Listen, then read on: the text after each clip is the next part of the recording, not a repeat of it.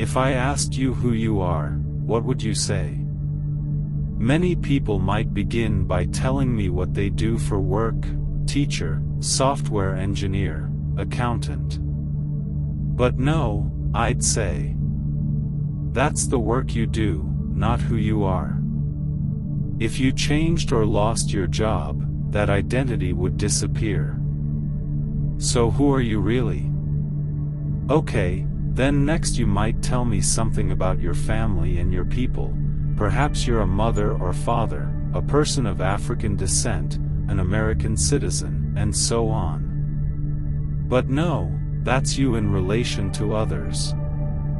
So who are you, independent of them? So then you might bring up your personality or values, an introvert, a romantic, or that you have a deep love of beauty. But I'd say these are descriptors of ways you behave or what motivates you. They aren't who you are.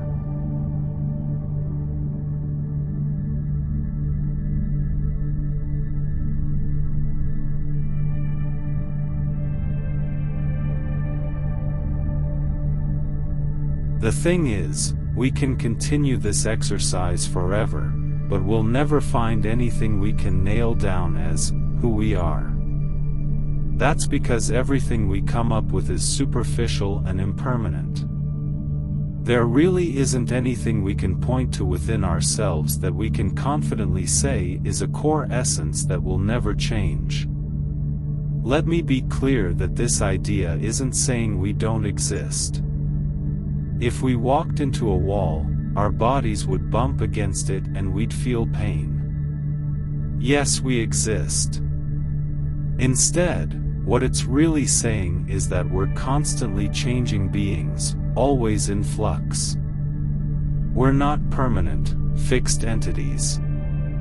We're more like rivers. If you stood on a bank and watched a river, the water molecules passing by now would be different from what passed by a moment ago. So then how can we say it's the same river? Giving it a fixed name and identity is just a convention that humans came up with so we can talk about it. The whole idea is a fiction.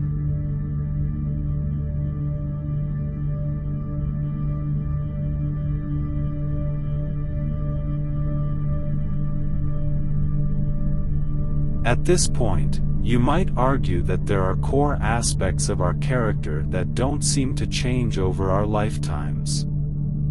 Okay, now we're getting into some tricky territory. The problem is that as soon as we attach labels and concepts onto something, our egos kick in and start objectifying it, nailing it down, and spinning off stories to make something permanent out of it. And that's what can get us into trouble. Let me illustrate with an example of my own. Some of the traits that emerged very early in my life were my hardworking and self-motivated nature, and that I enjoyed accomplishing goals I set for myself.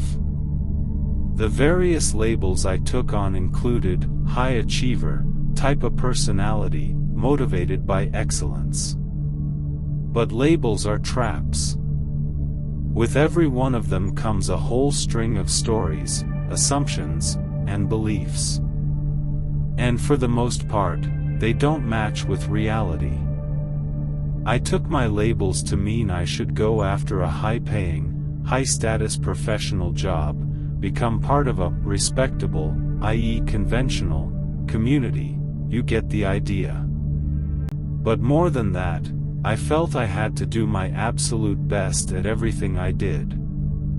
I was driven to excel at everything I took on because it made my ego feel good.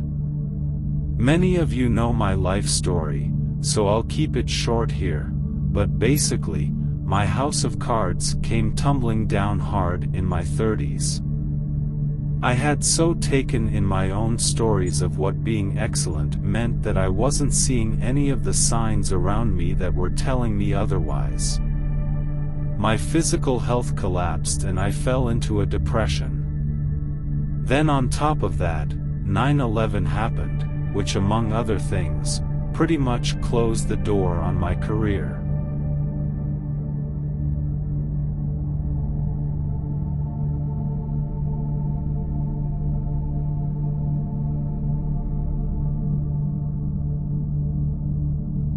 So what did the idea of no self have to teach me about all this?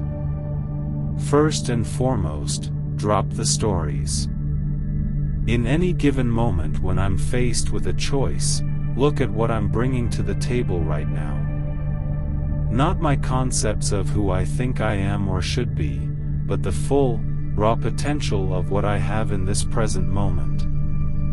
Of course, this doesn't mean I disregard everything from my past. I have all that I've learned from my life experiences, all the skills and knowledge that I've acquired, and all my personal strengths and talents. But the real question is, how are those things actually manifesting in me right now, and how do they apply to the situation at hand? It's not about the degrees I have, or the idea that I strive toward excellence, or that I want to succeed. Those are my stories. What's really present for me right now, and what's the most positive choice I can make based on that? The Buddha's teaching of no self is about letting go. Let go of our stories, or in short, our egos. Our egos think those stories bring us security, but in reality they act more like ill-fitting glasses that distort our vision. But at the same time, the teaching isn't telling us to be passive and let the winds blow us around. It's about being so completely immersed in and open to the present moment that we know clearly and fully what the situation is, including our own strengths and weaknesses.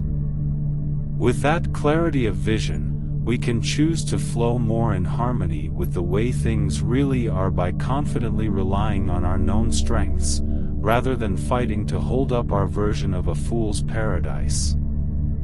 This is where the practice of mindfulness is vitally important. At some point in our practice, we begin to let go of our grasping to uphold a me as something opposed to the world out there.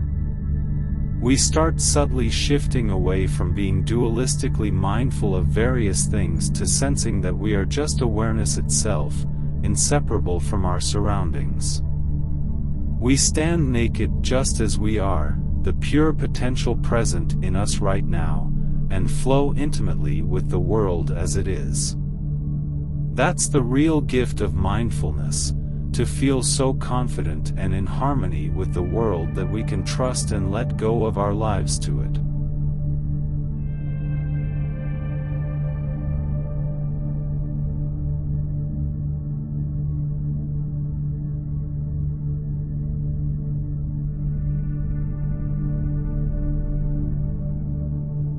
Back to that notion of character traits that don't change much. Yes, I still have many of those qualities that keep me motivated to do my best at everything I do. But my way of thinking about them has really changed.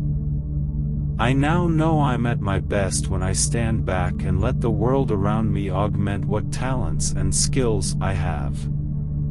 I suppose it's sort of like sailing. Rather than me doing a lot of rowing, I'm learning how to harness the wind so it propels me toward where I want to go. So if there is no self, then who's sitting here? I guess the answer is a growing, changing being. In my case, this being also wants to grow toward becoming wiser and more open-hearted, and so every moment, I try to make the best choice I can to point myself in that direction. Where am I going? I don't know, but it doesn't matter. Because the more I make positive choices, the more strongly the flow of my life seems to move in the direction I aspire toward. I find the Buddha's teachings profoundly optimistic and hopeful, because it says that we can change, and we can choose how. And paradoxically, I'm finding that the more I take in the idea of no self, the more I'm becoming who I really am.